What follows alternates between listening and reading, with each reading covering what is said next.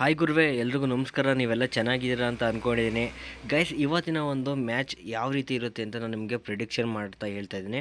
ಅದು ಗೈಸ್ ಯಾವ ರೀತಿ ಇರ್ಬೋದು ಮತ್ತು ನಮ್ಮ RCB ಯಾವ ರೀತಿ ಆಡುತ್ತೆ, ಡೆಲ್ಲಿ ಕ್ಯಾಪಿಟಲ್ಸ್ ಯಾವ ರೀತಿ ಆಡ್ಬೋದು ಅಂತ ಒಂದು ಪ್ರಿಡಿಕ್ಷನ್, ಅಂದರೆ ಯಾರು ಗೆಲ್ಬೋದು ಅಂತ ನನ್ನ ಪ್ರಕಾರ ನಾನು ನಿಮಗೆ ತಿಳಿಸ್ತಾ ಇದ್ದೀನಿ. ಸೊ ಅದಕ್ಕೂ ಮುಂಚೆ ನಮ್ಮ ಚಾನಲ್ಗೆ ಹೊಸಬ್ರಾಗಿದ್ದರೆ ಈ ಕೂಡಲೇ ಸಬ್ಸ್ಕ್ರೈಬ್ ಮಾಡ್ಕೊಳ್ಳಿ, ಹಾಗೆ ಲೈಕ್ ಮಾಡ್ಕೊಳ್ಳಿ, ಬೆಲ್ ಐಕಾನ್ ಕ್ಲಿಕ್ ಮಾಡಿ ಆಲ್ ಅಂತ ಕ್ಲಿಕ್ ಮಾಡ್ಕೊಳ್ಳಿ ಗಾಯ್ಸ್. ಓಕೆ ಗೈಸ್, ಇವತ್ತಿನ ಮ್ಯಾಚ್ RCB ಮತ್ತು ಡೆಲ್ಲಿಯ ಒಂದು ಮ್ಯಾಚ್ ನೋಡೋದಾದರೆ ಇವತ್ತೇನಾದ್ರು ಕೂಡ RCB ಗೆದ್ದರೆ ಮತ್ತೊಂದು ಕಡೆ ಕರ್ನಾಟಕ ಬುಲ್ಡೋಜರ್ಸ್ ಕೂಡ ಫೈನಲ್ ಇದೆ. ಸೊ ಎರಡು ಗೆದ್ದರೆ ಒಂದು ರೀತಿ ಇತಿಹಾಸ ಅಂತಲೇ ಹೇಳ್ಬೋದು. ನಮ್ಮ RCB ಅಂದರೆ ಬಾಯ್ಸ್ ಏನಿದ್ದಾರೆ ಅವರು ಒಂದ್ಸಲೂ ಕೂಡ ಕಪ್ ಗೆದ್ದಿಲ್ಲ. ಸೊ ನಮ್ಮ ಗರ್ಲ್ಸ್ ಏನಿದ್ದಾರೆ ಅವರು ಮೊದಲನೇ ಬಾರಿ ಕಪ್ನ ಗೆದ್ದಿದ್ದಾರೆ ಅನ್ನೋದು ಎಲ್ಲರಿಗೂ ಕೂಡ ಒಂದು ಸಂಭ್ರಮ ಇರುತ್ತೆ. ಅದೇ ರೀತಿ ನಮ್ಮ ಆ ಕಡೆ ಕರ್ನಾಟಕ ಬುಲ್ಡೋಜರು ಕೂಡ ಗೆದ್ದರೆ ಈ ಒಂದು ದಿನ ಏನಿದೆ ಇದು ಅವಿಸ್ಮರಣೀಯ ದಿನವಾಗಿ ಉಳಿಯುತ್ತೆ ಅಂತಲೇ ಹೇಳ್ಬೋದು.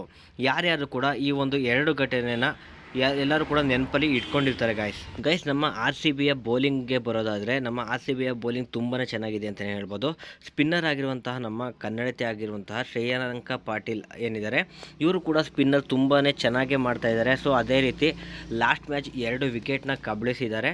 ನಂತರ ಅದು ಬಿಟ್ಟರೆ ಆಲ್ರೌಂಡರ್ ಆಗಿರುವಂಥ ನಮ್ಮ ಎಲಿಸ್ ಪೆರ್ರಿ ಏನಿದ್ದಾರೆ, ಈ ಒಂದು ಎಲಿಸ್ ಪೆರ್ರಿ ಇವರು ತುಂಬಾ ಬೌಲಿಂಗ್ನ ಚೆನ್ನಾಗಿ ಮಾಡ್ತಾಯಿದ್ದಾರೆ. ಮುಂಬೈ ಮೇಲೆ 6 ವಿಕೆಟ್ನ ತೊಗೊಂಡಿದ್ರು.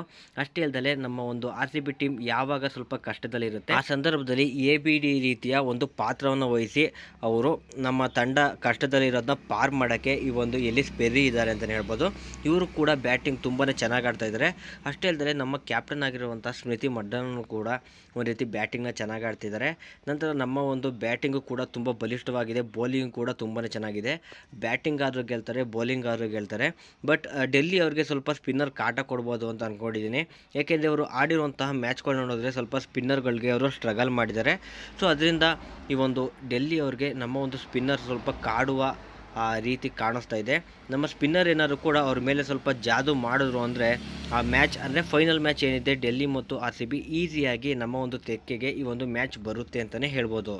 ಅಷ್ಟೇ ಅಲ್ಲದೆ ಈ ಸಾರಿ ಏನಾದರೂ ಕೂಡ ನಮ್ಮ RCB ಗೆಲ್ತು ಅಂದರೆ ಇಡೀ ಕರ್ನಾಟಕವೇ ಒಂದು ರೀತಿ ಹಬ್ಬದ ವಾತಾವರಣ ಶುರುವಾಗುತ್ತೆ ಅಂತಲೇ ಹೇಳ್ಬೋದು. ಏಕೆ ಅಂದರೆ ನಮ್ಮ ಬಾಯ್ಸ್ ಕೂಡ ಒಂದು ಸಲನೂ ಕೂಡ ಈ ಒಂದು ಕಪ್ನ ಗೆದ್ದಿಲ್ಲ. ಆದರೆ ನಮ್ಮ ಈ ಒಂದು ಗರ್ಲ್ಸ್ ಅಂದರೆ ವುಮೆನ್ಸ್ ಟೀಮ್ ಏನಿದೆ ಇವರು ಮೊದಲನೇ ಬಾರಿಗೆ ಕಪ್ನ ಗೆದ್ದಿದ್ದಾರೆ ಅನ್ನೋ ಒಂದು ಖುಷಿ ಇರುತ್ತೆ. ಸೊ ಏನೇ ಆಗಲಿ ನಮ್ಮ ಒಂದು ಸಪೋರ್ಟ್ ನಮ್ಮ RCBಗೆ ಬಿಟ್ಟರೆ ಯಾವುದೇ ಕಾರಣಕ್ಕೂ ಬೇರೆ ಟೀಮ್ಗೆ ಇರೋದಿಲ್ಲ. ಮತ್ತೊಂದು ಕಡೆ ನಮ್ಮ ಕರ್ನಾಟಕ ಬುಲ್ಡೋಜರ್ಸ್ ಗೆಲ್ಲಿ ಅಂತ ನಾನು ಆಶಯಿಸ್ತೀನಿ. ಇಬ್ಬರಿಗೂ ಕೂಡ ಅಂದರೆ ಗರ್ಲ್ಸ್ ಟೀಮ್ ಮತ್ತು ನಮ್ಮ ಕರ್ನಾಟಕ ಬುಲ್ಡೋಜರ್ಸ್ ಇರುವಂತಹ 2 ಟೀಮ್ಗಳಿಗೆ ಕೂಡ ನನ್ನ ಕಡೆಯಿಂದ ಆಲ್ ದ ಬೆಸ್ಟ್ ಹೇಳ್ತೀನಿ. ಏಕೆ ಅಂದರೆ ಇಬ್ಬರು ಕೂಡ ಗೆದ್ದು ಈ ಒಂದು ದಿನನ ಐತಿಹಾಸಿಕ ಕ್ಷಣವಾಗಿ ಬದಲಾಯಿಸಲಿ. ಏಕೆಂದರೆ ನಮ್ಮ ಇವತ್ತು ಅಪ್ಪುರವರ ಒಂದು ಹುಟ್ಟುಹಬ್ಬದ ದಿನವಾಗಿರೋದ್ರಿಂದ ನಾನು ಕೇಳ್ಕೊತಾ ಇದ್ದೀನಿ ಇಬ್ಬರು ಕೂಡ ಗೆಲ್ಲಲೇಬೇಕು ಅಂತ ಆ ದೇವರಿನಲ್ಲಿ ನನ್ನ ಒಂದು ಪ್ರಾರ್ಥನೆ.